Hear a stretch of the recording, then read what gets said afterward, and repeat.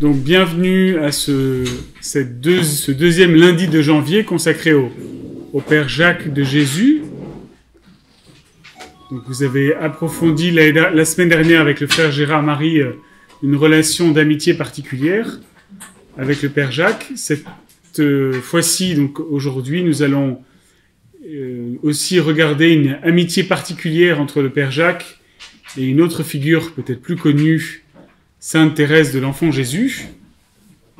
Alors on va simplement, pour se placer en communion avec le Père Jacques, je vais prier la prière de béatification, à laquelle vous pouvez vous unir personnellement. Père infiniment bon, tu as donné au Père Jacques de Jésus le désir de t'aimer et d'aimer tous les hommes d'un cœur sans partage. Tu l'as comblé de dons pour l'éducation des jeunes. Tu l'as choisi comme prêtre. Tu l'as appelé dans l'ordre des Carmes des Chauds. Dans la détresse inhumaine des camps de déportation, tu as fait de lui un témoin brûlant de foi et d'amour jusqu'au don total de sa vie. Accorde-nous les grâces que nous te demandons par son intercession, et si telle est ta volonté, glorifie-le dans ton Église, par ton Fils, Jésus-Christ, notre Sauveur. Amen. C'est la prière officielle de béatification que vous pouvez apprendre par cœur et la redire chaque jour, si vous le souhaitez. Donc je suis le frère Jean-Alexandre, j'ai une grande joie de parler du Père Jacques, parce que c'est une figure qui me marque beaucoup, qui m'a beaucoup accompagné dans mon chemin spirituel, autant d'ailleurs que la petite Thérèse. Donc ça m'intéresse aussi d'approfondir avec vous cette influence, on peut dire, de la petite Thérèse sur le Père Jacques. Je vais beaucoup m'appuyer sur une conférence qu'a déjà donnée notre frère Didier Marie Gollet, qui s'appelle « Le Père Jacques de Jésus, disciple de Thérèse de Lisieux ». Un petit coup de publicité, c'est en vente à la librairie du Centre spirituel. Mais c'est surtout parce que sont publiées dans cet ouvrage des lettres inédites, on va dire, du Père Jacques et surtout de Mère Agnès, donc la sœur de sang de la petite Thérèse, Pauline, adressée au Père Jacques, que je vais largement citer pendant cette conférence. Donc, pour commencer, on peut dire que l'influence de la petite Thérèse sur le Père Jacques est évidente. Et c'est lui-même qui l'atteste dans une lettre qu'il adresse à Mère Agnès. Donc Mère Agnès, c'est la sœur de Thérèse, Pauline Martin, qui a été très longtemps prieure du Carmel de Lisieux, bien après la mort de Sainte Thérèse, et qui a largement contribué à la diffusion du message de Thérèse, celle qui a notamment édité Histoire d'une âme. Le Père Jacques écrit à Mère Agnès en décembre 1936. Donc en décembre 1936, il est ici, à Avon. Je cite, « Toute ma vie a été encadrée par Sainte Thérèse. Ma pensée et mon action apostolique sont toutes imprégnées des enseignements et de l'esprit de la Sainte. » Vous voyez cette expression forte, encadrée. Toute ma vie a été encadrée par Sainte Thérèse. Alors à l'époque, qu'est-ce que ça signifie pour lui, cet encadrement ? Eh bien, d'une part, on le verra, il a lu largement des extraits d'Histoire d'une âme lorsqu'il était adolescent, quand il était jeune. Et puis, à l'époque où il est directeur du petit collège d'Avon, effectivement, il va imprégner les lieux de l'esprit de Sainte Thérèse. Mais en réalité, on peut remonter plus haut, si on peut dire, dans l'enfance, ou un peu plus avant du Père Jacques, faire des rapprochements avec Sainte Thérèse, et puis aller plus loin, donc après 1936, dans les camps de concentration, pour voir comment Thérèse a continué d'accompagner le Père Jacques jusqu'à la mort. Donc cet encadrement, on peut dire, il est plus large et comme une sorte d'inclusion que l'on peut découvrir sur l'influence de Thérèse sur le Père Jacques, entre la naissance, enfin plutôt la jeunesse, disons, du Père Jacques et puis la mort du Père Jacques. Et effectivement, le Père Jacques a voulu se placer tout au long de sa vie sous la protection et l'enseignement de sa sœur carmélite. Et nous verrons aussi qu'il a dû apprendre progressivement à comprendre Thérèse, peut-être au-delà de ce qu'il comprenait quand il était plus jeune. Il y a eu un moment, vous le verrez, une sorte de mécompréhension ou de compréhension partielle du message de Thérèse.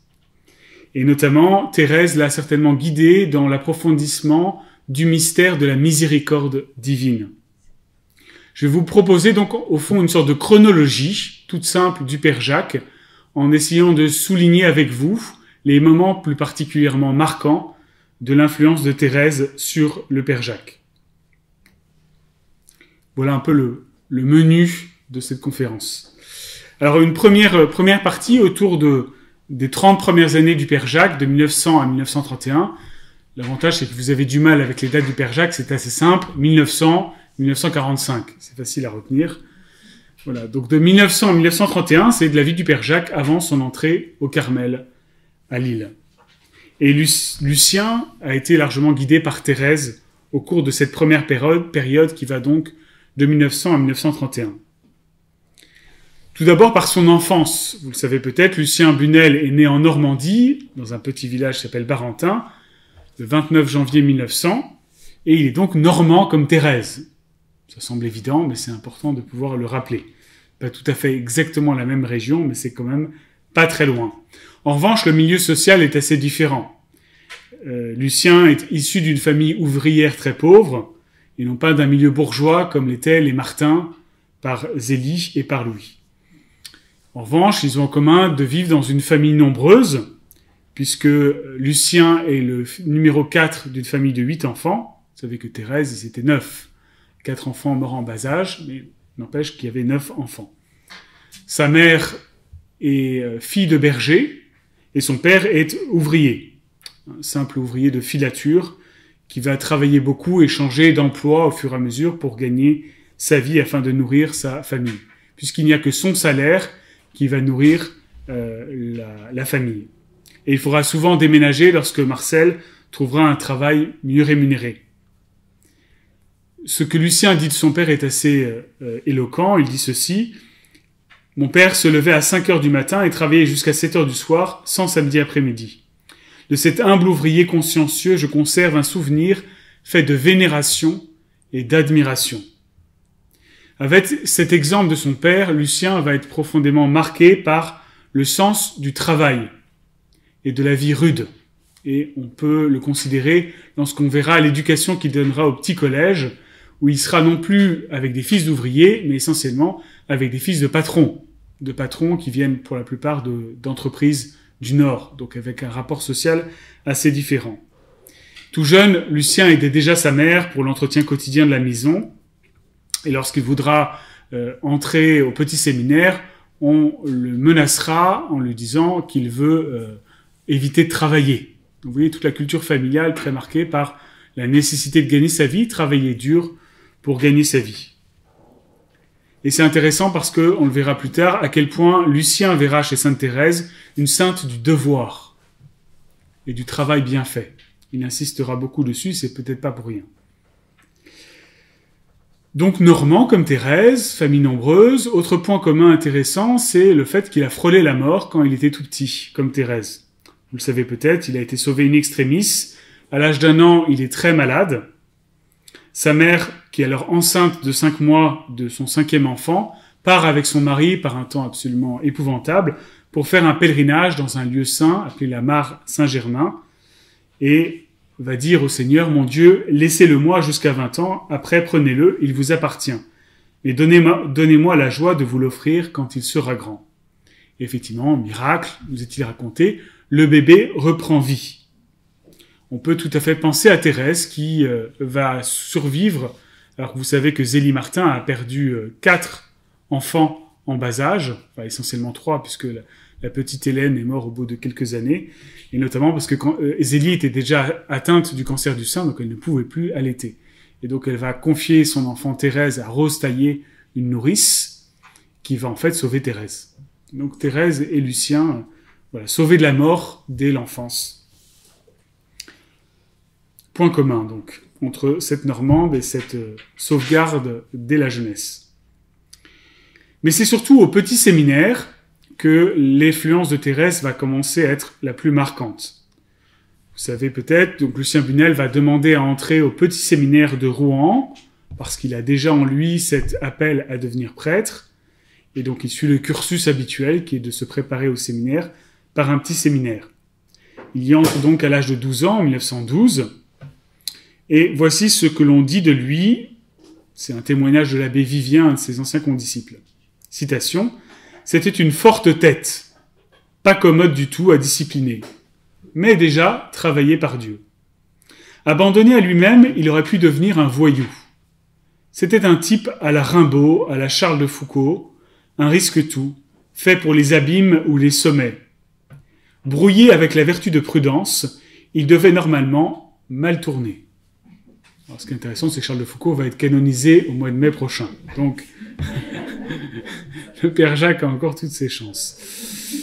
Mais effectivement, la question de la vertu de prudence chez le jeune Lucien Bunel, elle n'est pas tout à fait présente. De nature révolutionnaire, dira un autre. Lucien comprend pourtant, à l'âge de 16 ans, qu'il doit commencer cette révolution en lui-même. Donc un travail personnel en vivant une profonde transformation intérieure. Et effectivement, en 1914, donc 2 ans après donc son entrée au petit séminaire, il découvre des extraits d'Histoire d'une âme, qui certainement va l'aider à vivre ce travail sur lui-même et comprendre l'exigence d'une conversion. Il commence donc à changer et à travailler sur ses dispositions.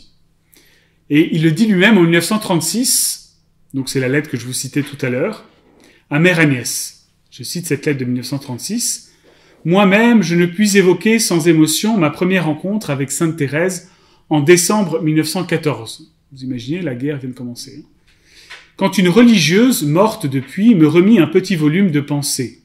On peut penser que c'était une carmélite de Bois-Guillaume, qui était un carmel à Rouen. Elle le remit, donc c'était un volume de pensées extraites de l'Histoire d'une âme. Je puisais là tant de lumière et de force que cela sauva ma vocation. À travers les bouleversements et les dangers moraux créés par la guerre. Que de fois, je suis revenu à cette source intérieure. C'est toute ma vie qui est encadrée par Sainte Thérèse.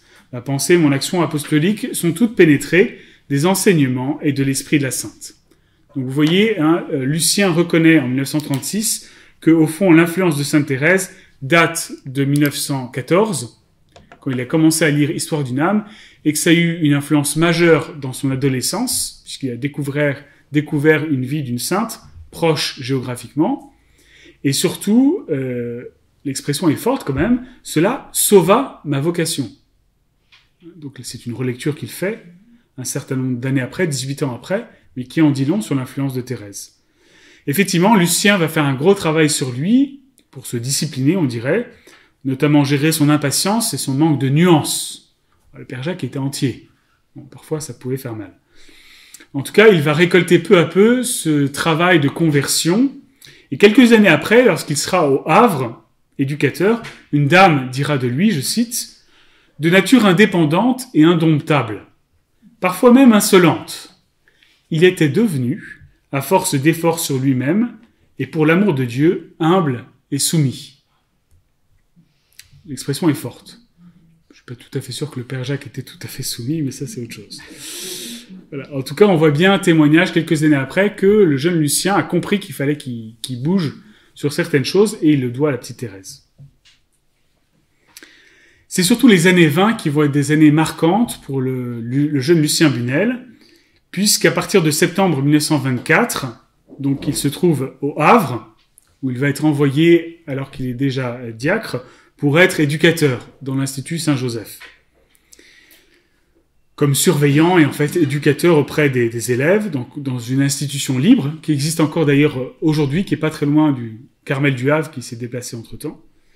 Et il va donner la mesure de son talent. Ordonné prêtre en juillet 1925, avec un talent d'orateur très apprécié, il va avoir beaucoup de succès. Il aimait frapper fort quand il prêchait, raconte un abbé. Ça en dit long sur la conscience que le Père Jacques avait des effets qu'il produisait dans la prédication. Bon, il aimait bien provoquer, notamment, disait-il, les bourgeois, sur l'argent, sur un certain nombre de choses. Alors c'est intéressant parce qu'il faut nous souvenir que cette décennie des années 20, elle est marquée par un certain nombre de choses, mais surtout par l'omniprésence de Thérèse, de l'enfant Jésus. Ça tombe bien puisque nous sommes dans les années 20, 2020, où on va effectivement fêter tous les centenaires de cette année thérésienne. Alors il y a déjà tous les témoignages des poilus, de ceux qui ont vécu la Première Guerre mondiale, qui sont un certain nombre, et c'est même très impressionnant, à témoigner de la protection de la petite sainte sur leur survie. En particulier, un certain Marie-Eugène de l'Enfant Jésus, Henri Grialou, qui doit, en tout cas, sa survie à la Première Guerre mondiale. Il s'est pris comme une balle qu'il a traversée là, et il attribue en tout cas cette protection à Sainte Thérèse, mais il n'est pas le seul. C'est la pluie de roses sur la servante de Dieu, dont le procès est déjà ouvert, et puis les reconnaissances vont s'enchaîner dans les années 20. Thérèse de l'Enfant Jésus est béatifiée en 1923, elle est canonisée en 1925, proclamée comme patronne des missions en 1927. Vous voyez, 23, 25, 27. Préparez-vous, parce que 2023, 2025, 2027, vous allez entendre parler de Thérèse. Il y a un biennium même fait par l'UNESCO qui va parler de Thérèse. Donc voilà. En tout cas, on peut se représenter dans les années 1920 à 1930 à quel point les jeunes gens se sont appuyés sur cette figure à l'issue de la guerre. Alors, en plus, pour des Normands, c'était encore plus fort. Donc, le jeune Lucien Bunel, à Rouen ou au Havre, Thérèse, on devait en parler à toutes les sauces. Bon. Et c'est une époque où Lucien est en profonde recherche vocationnelle. Alors vous me direz, il est déjà prêtre. Qu'est-ce qu'il veut de plus? Oui, mais ça ne lui suffit pas. Lucien, il aspire toujours, ça a émergé progressivement, à une vie de prière et de solitude. Voici un extrait d'une lettre qu'il écrit en 1926, donc il est déjà prêtre. Donc 1 an après son ordination. Il écrit à un de ses confrères. « Vous voyez que je mène une existence qui est loin de mes rêves. Mystère du bon Dieu. Où est la solitude? Où est la vie ignorée et silencieuse après laquelle aspire tout mon être? Mystère du bon Dieu, pourquoi met-il en nous de tels désirs, si puissants et douloureux à certaines heures, et ne permet-il pas de les réaliser? Vous voyez cette contradiction que vit Lucien entre les désirs qu'il porte et la réalité qui extérieurement semble plutôt réussie, parce qu'il a beaucoup de succès, ça se passe très bien, si je puis dire, dans son ministère. Mais il découvre en lui un désir qui est inassouvi et une forme de contradiction. Alors là, pour les lecteurs de Thérèse, on peut tout à fait penser à Thérèse, parce que Thérèse est la première à dire « Le bon Dieu ne peut pas mettre en nous des désirs qui n'exaucent pas ». Ça vient lointainement de Jean de la Croix, mais en tout cas, on peut probablement penser que Lucien l'a lu chez Thérèse. Puisque Lucien attribue ce désir de solitude à Dieu. Pourquoi Dieu met ce désir en moi s'il n'exauce pas? Que veut le bon Dieu qu'il manifeste son œuvre? Et c'est en 1927 qu'il a un premier contact avec les carmélites du Havre, qui va être décisif. Il va rencontrer la prieure, Mère Marie-Joseph, en juillet 1927, qui, comme bonne carmélite, prière du Carmel, va lui parler de la branche masculine du Carmel, parce que certainement qu'elle perçoit chez ce jeune abbé tout à fait les dispositions pour éventuellement faire un bon carme, comme l'aurait fait la madré Thérèse d'Avila. Et en fait, visiblement, l'abbé Lucien Bunel ne connaissait pas l'existence des carmes, en tout cas en France, puisque les carmes étaient revenus en France il n'y a pas si longtemps que ça, à Lille et à Avon. On a fêté le centenaire récemment, 1920. Donc vous voyez, ça fait peu de temps, 6 ou 7 années, que les carmes sont revenus en France d'exil de Belgique, comme beaucoup de congrégations religieuses.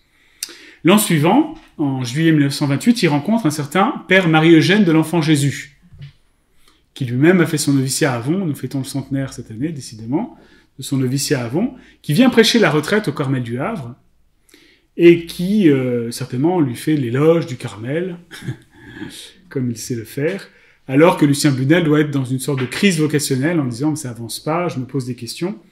Et il commence surtout à penser à la trappe, parce qu'en fait, essentiellement, voilà, le désir du Père Jacques, c'est rentrer à la trappe, mais il est un peu hésitant parce qu'il se rend compte qu'en même temps, le Seigneur lui a donné un certain nombre de capacités dans la transmission, qui se dit « mais j'aspire au silence, et cette transmission, comment c'est conciliable ?»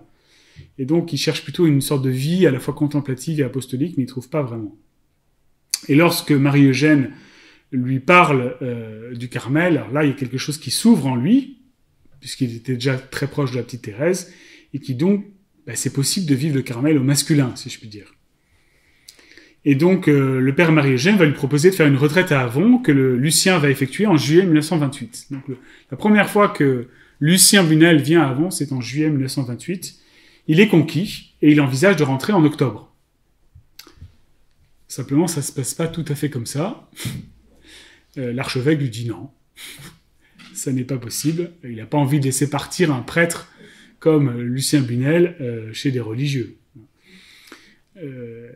Lucien va faire une autre retraite l'année suivante, en août 1929, au Petit Castelet, qui se trouve à côté de Tarascon, où le père Marie-Eugène d'ailleurs se trouve.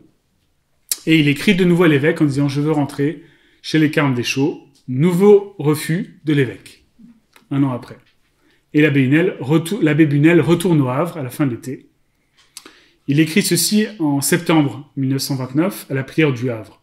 « J'ai été tellement bouleversé par ce coup qui brisait mes rêves les plus aimés. J'ai lutté pendant 2 jours contre 1000 sentiments de tristesse, d'abattement, de découragement, de révolte surtout. Ma volonté avait beau répéter au bon Dieu un fiat sincère, toute la sensibilité et tout l'orgueil frémissaient et me mettaient dans l'esprit des pensées méchantes. » Imaginez quel évêque, blablabla. Les beaux textes de l'office et de l'exaltation de la Sainte Croix, donc du 14 septembre, ont tout calmé. Depuis samedi, je souffre tranquillement, sans amertume, sans trouble, sans révolte. Donc septembre 1929. Lucien persévère donc, il retourne au Havre, malgré lui, il continue son job, si je puis dire. Il fait 2 retraites en juillet et janvier 1930 à Lille, où se trouve le noviciat. Il attend. De nouveau en janvier 1931, et enfin il est exaucé en août 1931. 4 ans, donc après sa rencontre avec le Carmel du Havre. Et donc 4 ans d'attente. Il y a parfois des moments où il faut attendre dans la vie. Vu le caractère du Père Jacques, ça ne devait pas être facile. Voilà, donc ça c'est la première partie, vous voyez, de la vie du Père Jacques et de l'influence de Thérèse. Donc toute cette période d'attente, entre 1934, on peut dire, et 1931, et l'accompagnement certainement très discret de Thérèse, qui elle-même a attendu avant d'entrer au Carmel, à l'âge de 15 ans, qu'elle allait voir le pape, tout ça. Donc certainement que ce témoignage de Thérèse a dû encourager le Père Jacques à dire « Attends, persévère, bats-toi, réclame à l'évêque ton entrée au Carmel, même s'il met des obstacles. » Et vous savez que le pape Léon XIII avait dit à Thérèse « Vous entrerez au Carmel si le bon Dieu le veut. » Certainement que c'est encourager aussi Lucien Bunel à dire « Vous entrerez au Carmel si le bon Dieu le veut. » Deuxième partie de la vie du Père Jacques, la partie de 1931 à 1939. Donc cette partie où le Père Jacques est donc carme, on peut dire éducateur aussi à Avon progressivement. Donc le Lucien Bunel, c'est encore son nom, entre chez les Carmes, donc à Lille, puisque le noviciat se trouve non pas à Avon à l'époque, mais au couvent des Carmes des Chaux de Lille, le 14 septembre 1931. Après quelques jours de retraite, parce qu'à l'époque, ce qu'on appelle le postulat, c'est quelques jours. Aujourd'hui, ça peut aller jusqu'à 2 ans. Oui, ça a changé. On met plus de temps pour faire un carme. C'est pas facile. Il est à la fois très heureux, je dirais Lucien Bunel, parce qu'enfin il est libéré, mais c'est pas facile parce qu'en fait, il n'y a pas grand monde qui comprend ce choix autour de lui. Certains trouvent que c'est une fuite, en disant, mais il avait tellement de talent, pourquoi est-ce qu'il va aller s'enfermer entre 4 murs? Tout qu'en plus, comme hier comme aujourd'hui, quand on parle Carmel pour des hommes, on nous imagine derrière des grilles, et c'est difficilement compréhensible la dimension apostolique. Encore il y a 2 semaines, on m'a dit, mais qu'est-ce que vous faites là? Vous n'êtes pas cloîtré? Non, sinon je ne serais pas là. Voilà, donc il faut aussi justifier, expliquer. En tout cas, il reçoit, en entrant au noviciat, le nom de Jacques de Jésus, et il dit ceci: « J'ai trouvé au Carmel tout ce que j'attendais, et ce dont j'avais un profond besoin. Ma vie est tout enveloppée de silence, et elle s'écoule presque totalement au cœur dans une affectueuse rencontre avec Dieu. » Effectivement, Lucien trouve une profonde joie dans la grâce du Carmel. Mais il sait aussi tout ce qu'il doit laisser derrière lui, notamment ses chers enfants du Havre, parce que le Père Jacques était quelqu'un d'affectif, profondément. Et son grand drame, c'est que le couvent de Lille, à l'époque, est juste à côté d'une école. Une école qui s'appelle le Collège Jeanne d'Arc, et il entend tous les bruits de la cour. Et pour lui, c'est une sorte de persécution absolument terrible. Il écrit ceci à son frère aux sœurs carmélites: « Oui, j'ai souffert atrocement, j'en souffre encore. Dans ma cellule, il m'arrive de me jeter à genoux, de me boucher les oreilles pour ne plus entendre le cri de ces enfants. J'avais eu tort de trop m'attacher aux enfants. » Il y a une espèce de noviciat où il quitte et en même temps il veut faire la volonté de Dieu, mais il sent bien qu'il qu'il y a quelque chose à la fois d'une grâce et d'un attachement à l'éducation qui n'est pas encore à purifier. Donc le noviciat, il était à la fois joyeux, mais aussi douloureux. En tout cas, il peut plonger en lui-même, il peut approfondir aussi son caractère, et il écrit ceci 2 mois après sa profession, qu'il fait le 15 septembre 1932 à Lille. C'est une sorte de relecture qu'il fait de sa vie, c'est assez beau. « Le bon Dieu me permet que je connaisse de mieux en mieux ma triste misère, que je saisisse toujours plus de quelle dangereuse vie d'action débordante il m'a retiré, et cela me fait un bien immense. Oui, c'est bien vrai. Avec mon orgueil fou et mes facilités pour l'action apostolique, je me serais perdu dans le monde, je mesure avec quelle rapidité je descendais au lieu de monter. » Il faut quand même une certaine finesse pour pouvoir repérer à quel point le succès pouvait être un danger.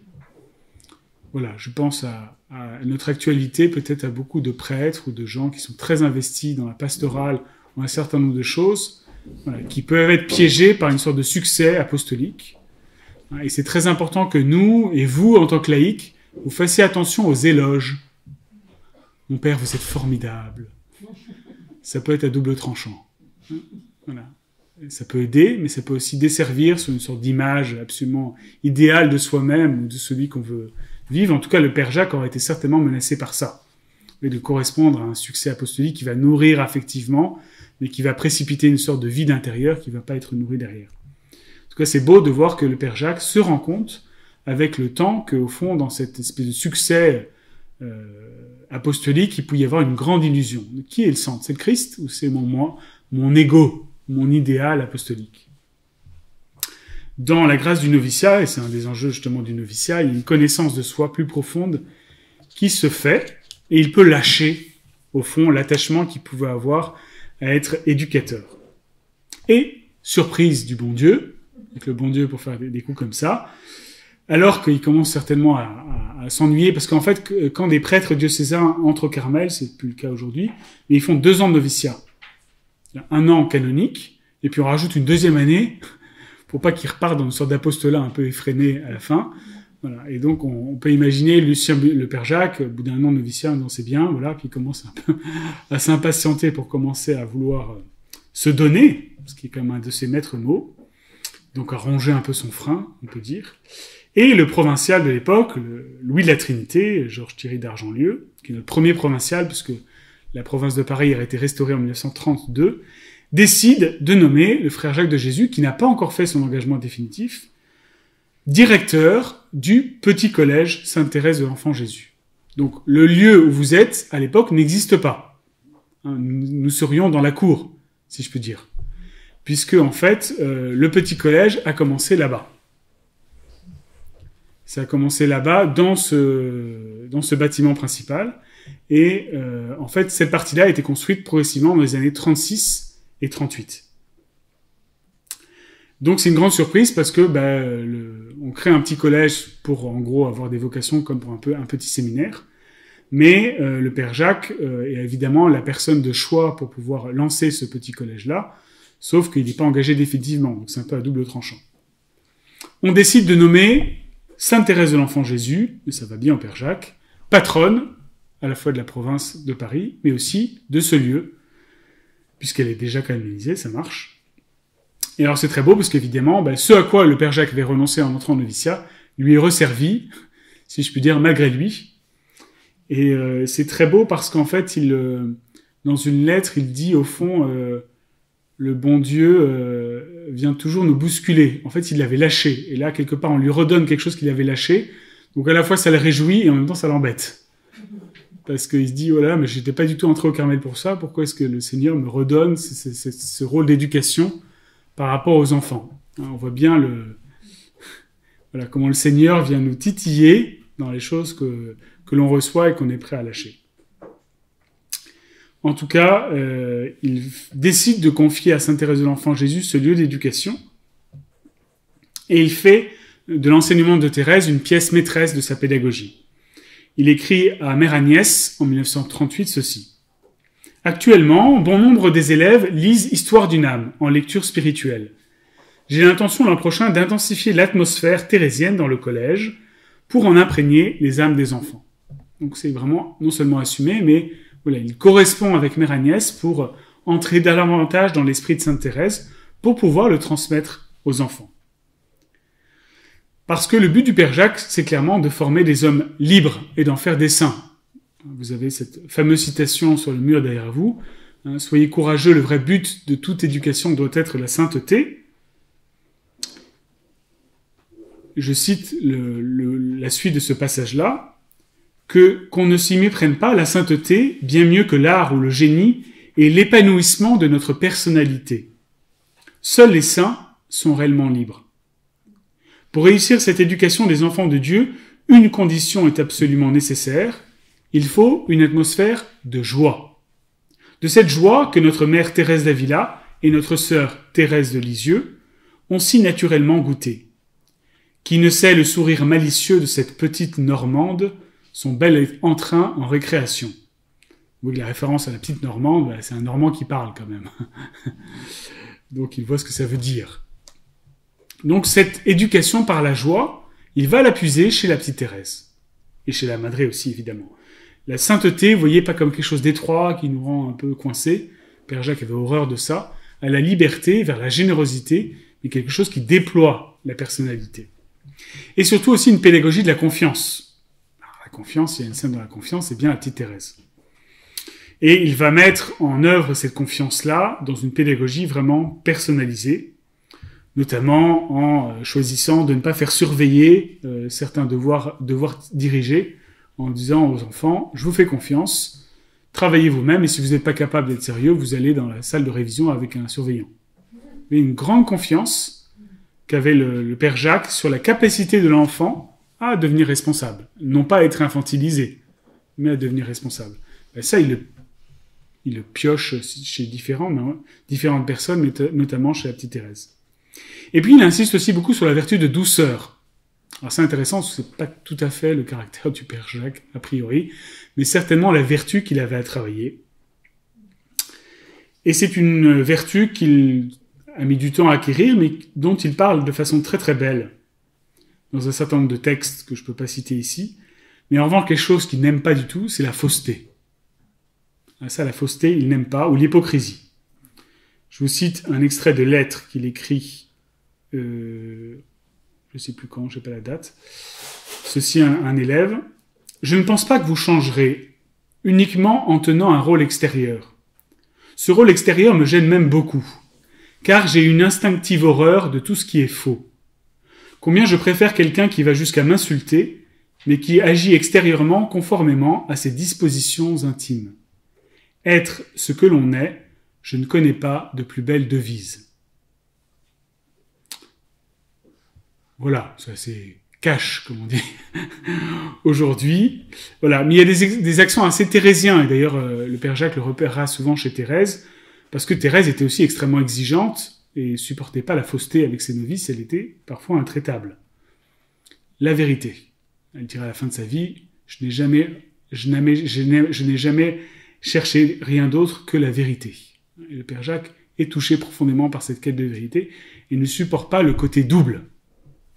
Chez les autres, chez lui-même. Alors, avec parfois le risque un peu d'une forme d'intransigeance chez le Père Jacques. Mais il y a quelque chose qui peut nous réveiller aujourd'hui là-dessus et qu'il va aller piocher aussi chez Thérèse. Mais c'est intéressant quand on voit la correspondance entre le Père Jacques et Mère Agnès. J'ai appris ça récemment en travaillant un peu le Père Jacques. C'est qu'on peut se demander si au fond le Père Jacques à l'époque avait bien compris tout l'ensemble du message de Thérèse. Peut-être pas. Parce qu'effectivement, le Père Jacques va placer Thérèse comme patronne du lieu. Il veut déployer son enseignement, mais peut-être ce qu'il comprend de l'enseignement de la petite sainte. Et on le voit parce qu'il reçoit la grâce en 1935 de prêcher un triduum thérésien, 3 jours de retraite, au Carmel de Lisieux. C'est quand même sympa. Autour du 30 septembre, donc de la fête de Thérèse. Et il écrit le 4 octobre, donc juste après la prédication, à Mère Agnès pour remercier les sœurs. Il exprime dans cette lettre le désir de bien comprendre la sainteté de Thérèse pour que le petit collège en vive. Vous avez un extrait de cette lettre dans ce petit fascicule. Et voici ce que Mère Agnès répond. Vous avez aussi la lettre. Donc accrochez-vous parce que c'est assez fort, assez beau. Donc Mère Agnès répond en faisant l'éloge de la prédication de ce bon père, qui est aussi son frère au Carmel, mais en lui faisant remarquer, je cite, qu'il manquait un élément essentiel, l'enfance spirituelle. Je continue la citation. Dans l'exposé des vertus théologales, pardon mon père si j'ose vous dire qu'il lui fallut tenir compte de l'amour miséricordieux, notion capitale dans la spiritualité de Sainte Thérèse de l'Enfant Jésus. À moi, disait-elle, il a donné sa miséricorde infinie. Comme résumant d'un mot tout ce qu'elle croyait, espérait et aimait. En Dieu. Elle a cru en un amour miséricordieux, espéré selon sa béatitude éternelle. Et son amour pour l'amour miséricordieux du bon Dieu a trouvé son expression la plus achevée dans l'offrande en victime à ce même amour. Dans le panégyrique du 30 septembre, mon bon père, vous avez très bien montré que notre petite sainte s'est opposée au jansénisme, parce qu'elle a cru à l'amour que Dieu a eu pour nous, selon la parole de Saint Jean. Mais, j'attendais cette précision. Comment elle comprit cet amour d'un Dieu Père, plus tendre qu'une mère? Amour d'un Dieu infiniment et inlassablement miséricordieux pour ses enfants misérables et pécheurs. Il vous a échappé de montrer à la foule des petits et des faibles le Sauveur compatissant qui se penche aujourd'hui comme jadis sur d'innombrables misères en disant « Venez tous à moi, mon joug est doux et mon fardeau léger. Je ne suis pas venu appeler les justes, mais les pécheurs. » Fin de citation. Dans le style rapport homme-femme, pour l'époque, c'est pas mal. Hein, voilà, mon bon père, mais je vous taille un costard quand même au passage. Voilà, je trouve c'est un très bel exemple de parole d'une sœur à un frère dans la grâce d'un ordre, tout empli d'une franchise fraternelle sans feintisme qui respire l'esprit de la madré. La madré, c'était tout à fait ça. Elle a envoyé quelques boulets de canon de façon très subtile. Elle était libre. Je pense qu'on peut retrouver ce sens-là dans l'Église aujourd'hui, dans nos rapports les uns avec les autres, mais dans le sens de l'édification. Parce que c'est ça, là c'est la question de la vérité. Mère Agnès, elle sent bien que ce que dit le Père Jacques c'est très bien, et des choses qui sont très bonnes, mais il manque la pierre angulaire, et elle a le courage, c'est une responsabilité qu'elle se donne parce qu'elle est un peu la garante du message de sa sœur, et elle ose le dire, certainement aussi parce qu'elle pressent que ce jeune frère est capable d'entendre. Parce que c'est difficile de parler quand la personne en face n'est pas capable d'entendre. Et effectivement, ça marche, puisque le Père Jacques, très humblement, le 17 octobre, donc vous voyez, 15 jours après, répond et reconnaît ceci, je cite, « J'avoue que ce qui m'avait toujours frappé et intéressé dans le commerce de pensée avec Sainte Thérèse, c'était son insistance sur le rôle essentiel du devoir d'État et de l'amour joué dans la sainteté. » Donc là, au fond, le Père Jacques dit ce qu'il avait compris chez Sainte Thérèse, le rôle du devoir d'État et l'amour joué dans la sainteté. C'est pas mal, mais ça suffit pas. Et je continue la citation du Père Jacques. Et chaque fois que j'ai prêché la doctrine de Sainte Thérèse, c'est cet aspect que j'ai surtout donné. Parce que j'ai rencontré quantité d'âmes qui confondent enfance spirituelle, abandon à Dieu, avec un je ne sais quel laisser-aller pieux. Fin de citation. C'est très intéressant. Parce que, voilà, pour le Père Jacques, effectivement, être saint, c'est simplement aimer Dieu. Et ça, c'est tout à fait thérésien. Et cet amour s'exprime dans l'obéissance au devoir d'État. Il y a un lien entre obéissance et amour, c'est tout à fait juste, et c'est très présent chez Thérèse. Une spiritualité donc aimante et volontaire, dans la ligne de ce que Thérèse de Jésus et Jean de la Croix ont développé. Et on voit effectivement, dans ces notes préparatoires que l'on a à cette conférence, qu'il allait tout à fait dans ce sens-là. Je cite un extrait de ces notes préparatoires. Thérèse était une personne douée de volonté, et même d'âpre volonté. On dirait même d'entêtement. Quand elle dit non, elle dit non. Rien ne peut la faire céder. Et avec cela de la fierté, qui, bien analysée, apparaît n'être qu'une naïve, simple et vraie appréciation de la dignité personnelle. C'est intéressant, parce que je pense que ça parle autant de Thérèse que du Père Jacques. Voilà. Alors, son histoire, la déformation de l'enfant spirituel, c'est pas faux. Encore aujourd'hui, on entend plein de bêtises sur l'enfant spirituel de Sainte Thérèse, blablabla, qui sont de la mièvrerie, et qui sont pas du tout l'enseignement très courageux et très fort de Thérèse sur le chemin spirituel. Mais c'est quand même révélateur chez le Père Jacques, à mon avis, une sorte de résistance à accueillir tout l'enseignement de Thérèse sur la petite voie. Et d'ailleurs, le Père Jacques souligne beaucoup la fierté de Thérèse, la force de la volonté. Bon, je pense que ça l'arrangeait bien, parce qu'il a à peu près le même caractère. Et ça fait un peu les deux Normands qui se disent, elle aussi est normande, elle a son caractère, elle a de la volonté, elle a de la fierté, ça tombe bien, ça m'arrange, moi aussi. Et c'est pas faux, encore une fois, mais elle risque un peu de prendre que ce qui nous intéresse dans la vie des saints. Vous savez, je prends ce qui me touche, et pas vraiment ce qui va me bousculer. En fait, ce qui marque profondément le Père Jacques dans l'enseignement de la petite Thérèse, c'est son enseignement sur la sainteté. Et c'est quand même assez fort, parce qu'il faut se replacer dans les années 30. Sur la sainteté, on est largement avant le Concile. Bon, ce discours sur la sainteté est en train de se développer, mais on n'en est pas encore à ce que l'on croit aujourd'hui. Il écrit ceci dans les notes préparatoires à ce Triduum de 1935. « Sainte Thérèse a reçu de Dieu la mission, la haute mission, de réapprendre au monde catholique le vrai chemin de la sainteté. Non, la sainteté n'est pas essentiellement la fuite au désert. Elle n'est pas non plus l'écrasement du corps sous l'accumulation de pénitences. Pas davantage, elle n'est un tissu de phénomènes extraordinaires, extase, vision, etc.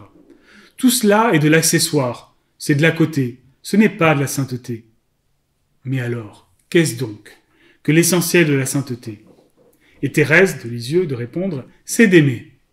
D'aimer Dieu, sainteté et amour de Dieu, deux termes identiques. Voilà l'admirable découverte de Thérèse, voilà le fond de son message. Être un saint, c'est simplement aimer Dieu. Être un grand saint, c'est aimer Dieu comme rarement il a été aimé. L'autre découverte de Sainte Thérèse, c'est que tout le monde est appelé à la sainteté. Fin de citation. C'est pas mal déjà.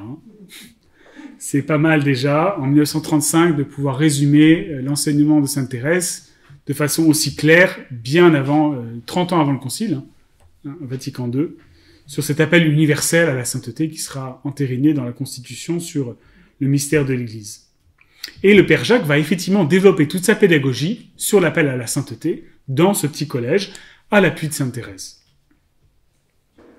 Et il va continuer à correspondre avec Mère Agnès, puisque il écrit ceci en 1938 à Mère Agnès, je cite, « Ayez la grande bonté de prier quelquefois votre sainte petite sœur pour qu'elle m'apprenne à faire près des enfants le travail qu'elle réussissait dans l'âme des novices autrefois. Demandez-lui, je vous prie, qu'elle me donne le goût de la vraie sainteté, par un filial abandon à Dieu, et particulièrement par un abandon et une confiance sans borne à l'amour miséricordieux. J'ai tant besoin de savoir donner Dieu. » C'est très beau parce que là, ça y est, il commence à parler de l'amour miséricordieux, ce qu'il ne faisait pas avant. Donc on sent que le Père Jacques est en chemin, en remise en cause personnelle, et qu'il apprend à intégrer ces dimensions de la miséricorde, de la petite voix de Thérèse, progressivement. Mais on peut aussi noter cette insistance sur le vrai chemin de la sainteté. La vraie sainteté. Il y a toujours cette quête de ce qui est vrai, ce qui est fiable. Le Père Jacques ne supportait pas la pudibonderie ou la pieuserie, comme il aimait dire. Il veut que ça soit vrai, que ça soit fiable. Il cherche la vérité, et il sait très bien que sans que Thérèse l'aidera beaucoup sur ce chemin de la sainteté, parce que Thérèse ne supportait pas aussi tout ce qui était faux. Donc vous voyez, dans cette décennie des années 31 à 39, ce qui caractérise profondément le Père Jacques, c'est cette intégration de Thérèse dans ce rôle de l'éducation à la sainteté, et la prise de conscience qu'en fait, il n'a pas encore tout à fait saisi tout le message de Thérèse. Déjà, la place de l'amour et devoir d'État, c'est pas mal, mais quelque chose autour, on pourrait dire aujourd'hui, d'une forme de lâcher-prise, de la miséricorde, d'une forme de bonté et de douceur, qui va plus loin, et certainement qui était un appel aussi à la conversion du Père Jacques dans ce qu'il pouvait avoir parfois d'un peu volontariste. Parce que le Père Jacques, en termes de volonté, c'était puissant. Mais c'était un peu comme la Madre, c'était parfois un peu trop puissant, avec sa craque à un moment. Et j'en arrive à la troisième partie, les 6 dernières années de la vie du Père Jacques, de 39 à 45, justement, dans lequel il va pouvoir déployer, au fond, ce qu'il a vécu et compris de la petite Thérèse à travers l'expérience de la guerre et des camps de concentration. Je vais aller un peu plus vite parce que là, ça va être plus des éléments biographiques du Père Jacques et je vais simplement marqué quand Thérèse est présente à 2 reprises essentiellement dans son chemin. Donc septembre 39, la guerre est déclarée, le collège doit fermer puisque le père Jacques est mobilisé dans l'Est. Vous savez qu'il est fait prisonnier en juin 1940. Et il est envoyé prisonnier à la prison de Lunéville, où il devient aumônier militaire du camp. Il est libéré à peu près 4 ou 5 mois après, en novembre 40. Il retourne à Avon, il est profondément marqué par la drôle de guerre qui l'aura changé. Et lorsque le petit collège rouvre ses portes en janvier 1941, il prend la mesure du drame. Et il dit ceci aux enfants: « La guerre a tué et abîmé bien des êtres et bien des choses. Ici, elle a dispersé le collège au moment où il atteignait son complet développement, après 6 années d'efforts. L'essentiel est de ne pas s'attarder à des regrets. Avec des regrets, on ne construit rien. Le passé n'a de valeur que par l'expérience qu'il donne. » Et puis il ajoute « J'ai honte d'appartenir à la génération qui a perdu la guerre. Vous, mes grands, vous avez devant vous un avenir radieux, car c'est un avenir dur, difficile. Vous n'aurez plus la vie facile, et c'est tant mieux. » Fin de citation. Bonne provocation pour aujourd'hui, on aime bien la vie facile. Enfin, je pense qu'on a toujours aimé la vie facile. Mais vous voyez, par rapport au côté fluide d'aujourd'hui, il faut être cool, tout ça, c'est pas très tendance. Une grande conscience de la responsabilité de cette époque, du père Jacques, sur les défis, la place de la volonté, de la culture. Il avait beaucoup insisté avant sur la place de la confiance et de la liberté. Il va beaucoup insister maintenant sur la place de la culture, la formation de la culture, et la place de la volonté. Il faut des êtres de volonté, capables d'efforts, très important aujourd'hui. Nous, des hommes courageux. Il veut former des hommes courageux. On retrouve quelque chose impossible de la thématique de devoir d'État, vous voyez, qui est peut-être un terme un peu désuet, mais on ne sait pas le remplacer, parce qu'il y a quelque chose de très important aujourd'hui, de l'objectivité de ce que j'ai à faire, indépendamment de mon ressenti personnel, qui peut être important, mais aussi trompeur. Suite à quoi, lui-même s'engage dans la résistance progressivement. Donc il prend ses responsabilités, vous le savez, avec le réseau de résistance qui se développe à Avon, en lien avec Rémy Dumoncel, Paul Matteri et les autres. Il choisit d'accueillir des professeurs juifs comme Lucien Weil, comme les enfants, les 3 enfants qui sont accueillis ici, lors de l'année scolaire, des réfractaires au STO, etc. Je ne vais pas refaire toute l'histoire du père Jacques, c'est pas le propos de cette conférence, mais c'est pour nous rappeler un peu l'environnement et les risques que prend le père Jacques, qui est hautement conscient de sa responsabilité. L'arrestation, donc 15 janvier 1944, dans ces lieux, et le tournant pour le père Jacques, on le dit peut-être pas assez, mais c'est fondamental, le tournant de la prison de Fontainebleau. Il passe un certain nombre de semaines, de janvier à mars, dans la prison de Fontainebleau, 1 mois et demi, disons, et ça va le bouleverser. Il y a vraiment une bascule intérieure qui se fait chez le père Jacques à ce moment-là. Alors, il n'a pas perdu son humour. Voilà ce qu'il écrit le 25 février, 1 mois après son incarcération, aux élèves. « Me voici complètement habitué à mon nouveau noviciat. La clôture y est extrêmement étroite, du moins pour les novices.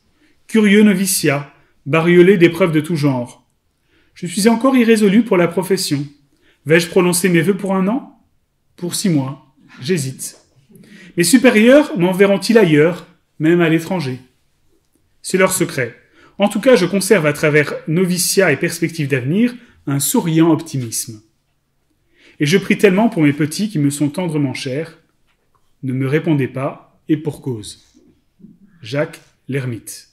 Vous voyez quand même la force du père Jacques, déjà depuis un mois en prison. Le climat, c'est la torture autour de lui. Le père Jacques n'a pas été torturé, ce qui est exceptionnel, parce que Korff a torturé à peu près tout le monde, sauf le père Jacques. Il dira du père Jacques, il n'avait qu'un seul défaut, c'est qu'il n'était pas nazi. Donc il y avait un grand respect, on peut dire, vis-à-vis du père Jacques. Mais c'est quand même ça qu'il vit. Et l'humour délicat du père Jacques qui ne s'apitoie pas sur son sort, mais qui s'occupe des autres. Et surtout, ce qui est beau, c'est qu'il va le demander, en fait, à ses frères, de lui procurer Histoire d'une âme. Vous avez d'ailleurs dans le mémorial Père Jacques la carte où il demande l'exemplaire d'Histoire d'une âme pour l'avoir avec lui, pour méditer. Donc on voit bien que dans la prison, Thérèse va continuer d'accompagner le Père Jacques. C'est le seul livre qu'il a demandé. Il va être envoyé donc ensuite à Compiègne. Et pourquoi ? Parce qu'il a refusé d'être libéré. Donc ça, c'est vraiment le tournant du Père Jacques. Le Père Philippe de la Trinité, qui était le nouveau provincial, avait la possibilité probablement de faire libérer le Père Jacques. Mais le Père Jacques supplie son supérieur de ne pas libérer. C'est un peu un comble, si je puis dire. Avec cette affirmation, ce témoignage qui nous a été rapporté, il faut des prêtres en prison, si vous saviez. Je ne veux pas partir, il y a trop de malheureux, trop de souffrance, je le sens, il faut que je reste. C'est très important de mesurer ce changement intérieur, parce que certains ont eu du mal à comprendre ce changement intérieur du Père Jacques, et ont reproché au Père Jacques un peu d'abandonner le collège. Vous voyez, en disant, en fait, il s'intéressait plus aux enfants, notamment Jacques Chégueret, qui a écrit un livre sur le Père Jacques un peu amer, parce qu'il est un des derniers à avoir rencontré le Père Jacques à la prison de Fontainebleau, et qu'il a interprété, en fait, l'attitude du Père Jacques comme une sorte de désintérêt. Alors, c'est une interprétation possible, c'est la sienne. Personnellement, je ne suis pas d'accord avec ce que je perçois du Père Jacques. Je pense qu'en fait, il a fait l'expérience dans la prison d'un autre appel, face à l'expérience de la torture, hein, et que lui, ayant toujours eu le désir de donner sa vie pour les plus pauvres, il y a eu un appel de Dieu, voilà, qui est mystérieux, il faut des prêtres en prison. Comme Jésus dit dans l'Évangile, il faut que je donne ma vie. Voilà, comme Saint Paul dit à la fin de sa vie, il faut que j'aille à Jérusalem où tout le monde lui dit, t'es fou, tu vas te faire arrêter. Voilà, c'est une sorte de décision intérieure qui n'est pas forcément raisonnable, qui est un appel de l'amour qui va jusqu'au bout, et que les autres peuvent ne pas comprendre. Mais je crois qu'en tout cas, chez le Père Jacques, il y a quelque chose d'une bascule qui se vit là. Peut-être que Thérèse a été présente à travers l'histoire d'une âme dans la prison pour l'inviter à entrer dans une forme de nuit, au fond, de don jusqu'au bout de lui-même.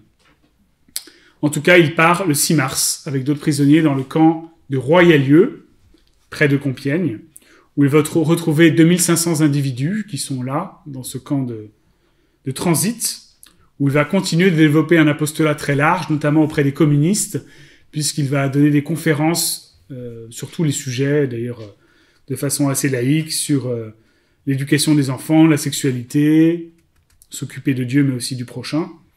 Et son succès va être tel qu'il va être repéré par les nazis comme un dangereux adversaire, donc classé nuit et brouillard, et envoyé, ce qui était en fond un peu son désir, envoyé dans un camp de représailles à Sarrebruck,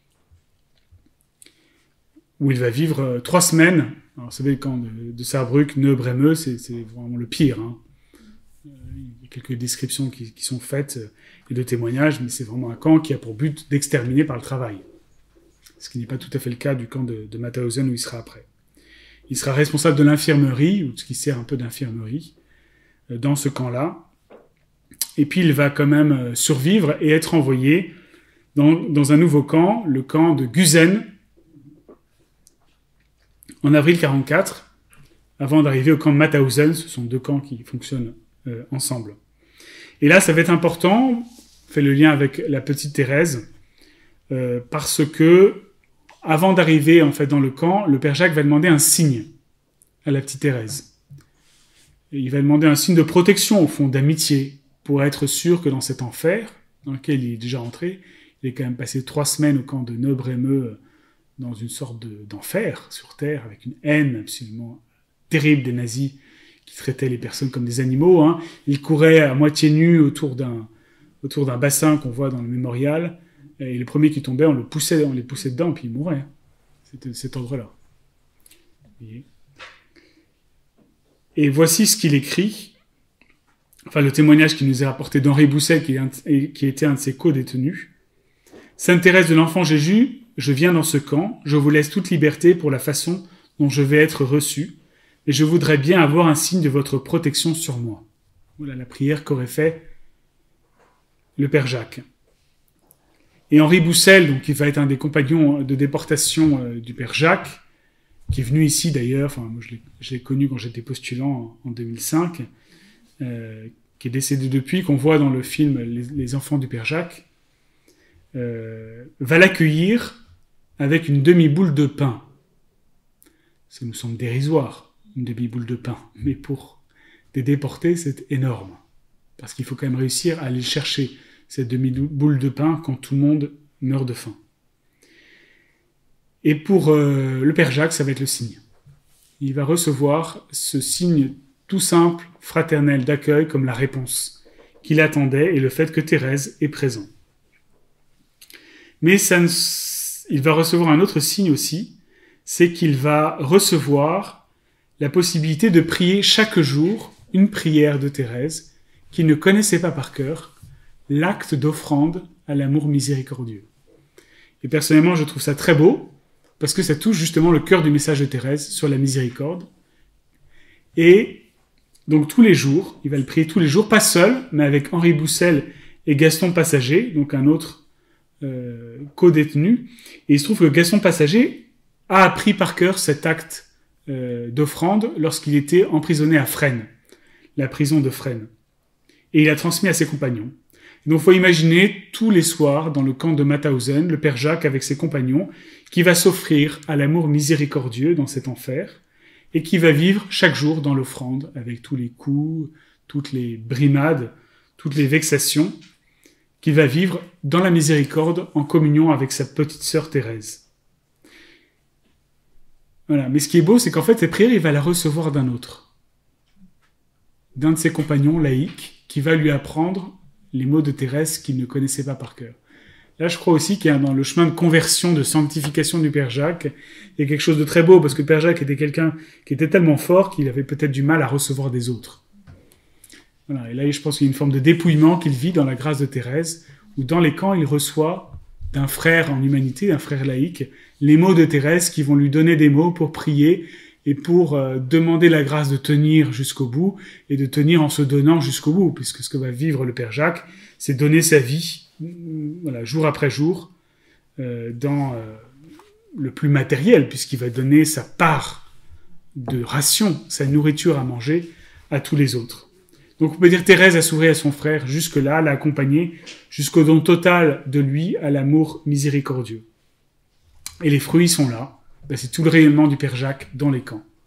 Certainement grâce à Thérèse, son ministère de prêtre, son écoute, sa prière, le fait qu'il ait célébré quand même la messe, ce qui n'est pas rien. C'était extrêmement dangereux, il aurait pu mourir à cause de ça. Et puis l'expérience d'une clôture stricte. Parce que c'est étonnant, on voit le Père Jacques, lorsqu'il prêchait, par exemple en 1938, il prêchait beaucoup sur la fécondité de Thérèse, qui était une carmélite cloîtrée. Il disait ceci, en 1938, Quelle reconnaissance ne doit-on pas à sainte Thérèse de l'Enfant Jésus d'avoir enseigné l'étonnante fécondité d'une vie cloîtrée?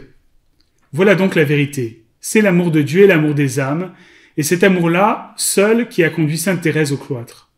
C'est aussi une leçon d'amour que Thérèse a donnée à notre temps. Thérèse, par sa vie féconde, enseigne qu'avant toute action extérieure, il faut se réaliser en soi une intense vie intérieure. Ce que Dieu regarde, ce qu'il retient, c'est le degré de notre amour. Bon, c'est très Saint Jean de la Croix aussi. Mais vous voyez, c'est très beau parce qu'il prêche là-dessus en 38, avant la guerre, sur Thérèse, voilà, qui a un rayonnement exceptionnel pour une petite Normande qui n'est jamais sortie de son Carmel. Et le voici dans l'expérience d'une clôture non choisie dans le camp et de croire à la fécondité de son don jusqu'au bout. Donc au fond, il a dû vivre ce qu'il a prêché, non pas dans un Carmel, mais dans un camp de concentration, qui est une autre situation. Mais de croire à cette fécondité dans un espace. Et les déportés racontent à quel point le Père Jacques cherchait à éveiller les déportés à la beauté de la création, à contempler un coucher de soleil dans cet enfer qui était le camp de concentration. Voilà, et tout le chemin de compassion du Père Jacques, avec ce témoignage, je trouve, le plus fort, le plus bouleversant, où un compagnon qui lui déclare, en parlant du paradis, « CSS, je pense quand même que nous ne les retrouvons pas là-haut », le Père Jacques répond « Vous n'en savez rien. Ce sont peut-être des malades, ils sont peut-être irresponsables. » Il faut pouvoir quand même le dire, et surtout que le Père Jacques le dise lui-même, qui ne supportait pas la trahison. Et vous voyez, donc là, pour moi, c'est vraiment la signature d'une bascule intérieure du Père Jacques, qui, quand il était en prison de Fontainebleau, on a un témoignage qui montre qu'il en voulait certainement à son traître, et qui n'en voudrait pas. Mais voilà, c'est témoin d'un chemin de réconciliation et de pardon qui ne peut venir que de Dieu, parce qu'on n'est pas capable humainement de vivre ce pardon-là. Un prêtre déporté l'a dit, le père Jacques s'est donné jusqu'au bout. Je cite, « On ne pouvait pas ne pas remarquer le contraste qui existait entre la manière d'être du père Jacques et celle de la grande majorité des autres détenus. Grand amoureux de l'absolu, il avait horreur des demi-mesures. On n'a rien donné tant qu'on n'a pas tout donné. Après sa pitance, son temps, son sommeil, son cœur, il a donné sa vie, il a tout donné. » Pensez à l'obole de la veuve, au temple de Jérusalem en Luc 21. Elle a tout donné dans ces petites piécettes. Le père Jacques a tout donné. Et vous voyez, certainement à l'école de la petite Thérèse, qui discrètement, mais sûrement, elle lui a permis d'aller jusqu'au bout. Je conclus. Nous avons vu que ça peut nous sembler un peu... Enfin, nous avons vu cet extrême du don de soi du père Jacques dans les camps de concentration. On peut trouver ça héroïque, très beau, mais peut-être un peu loin de nos préoccupations. Mais ce qui est intéressant, c'est que le père Jacques a appris à se donner dans les petites choses du quotidien. C'est bien le cœur du message de la petite Thérèse dans son Carmel. Un sourire, un service, une parole de bienveillance, l'expérience de la patience quand l'autre nous agace. Parce que le don de soi que le père Jacques a vécu dans les camps de concentration, a été préparé par le don de soi dans le collège, quand il était directeur. Quand il a dû supporter les enfants, les parents qui se plaignaient du froid, de ce que le père Jacques avait rien compris à leurs enfants, etc. Voilà. Et c'est beau de voir cette chaîne des saints. Bon, pour moi, le père Jacques est un saint, même s'il n'est pas canonisé, ça ne change rien. En tout cas, cette transmission, vous voyez, de comment les saints nous apprennent à trouver notre propre chemin de sainteté. Et j'ai trouvé très touchant, j'ai découvert ça récemment, quand, à la Pentecôte 1942, le père Jacques avait prêché pour la communion de l'un de ses neveux dans une ville de Rouen qui s'appelle Saint-Étienne-du-Rouvray. Ça vous dit quelque chose? Là où sera connu un autre père Jacques, Hamel, martyr en juillet 2016. Deux pères Jacques normands, vous voyez, qui se transmettent le flambeau dans la communion des saints. Voilà une ribambelle de saints normands qui se passent le flambeau du don de soi dans des circonstances très différentes, vous voyez, des défis très différents. Voilà, que ça nous encourage sur notre propre chemin de sainteté. Merci de votre écoute.